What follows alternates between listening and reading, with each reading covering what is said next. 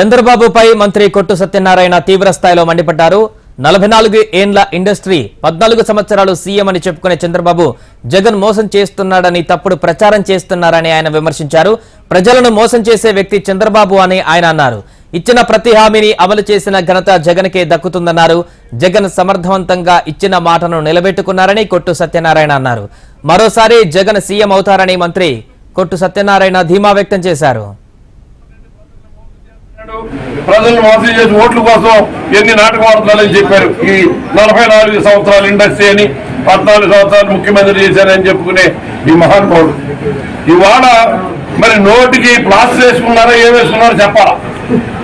ఆయన ఇచ్చిన ప్రతి హామీని మన రాష్ట్ర బడ్జెట్ తోటి 100% పూర్తి చేసుకుని ముందుకు తీసుకెళ్తానంటే అది ముఖ్యమంత్రిగా సమర్థత, అది చంద్రబాబు నాయుడు యొక్క అసమర్థత. దత్తమ్మ కౌరులు చెప్పేస్తే పనులు అవ్వవు, పేపర్లో రాయించుకుంటే పనులు అవ్వవు. సమర్థవంతంగా ఇచ్చిన మాట నిలబెట్టుకోవడానికి, ప్రజల నమ్మకం చూరగొట్టడానికి చిత్తశుద్ధితో కృషి చేయాలి. అప్పుడు దైవ బలం ఉంటుంది, భగవంతుడు ఆశీర్వదిస్తాడు. మరి భగవంతుడు ఆశీర్వాదం ఉండబట్టే జగన్మోహన్ రెడ్డి గారి పరిపాలనలో ప్రజలందరూ సుఖంగా ఉన్నారు. మళ్ళీ జగన్మోహన్ రెడ్డి గారే కావాలని కోరుకుంటారు.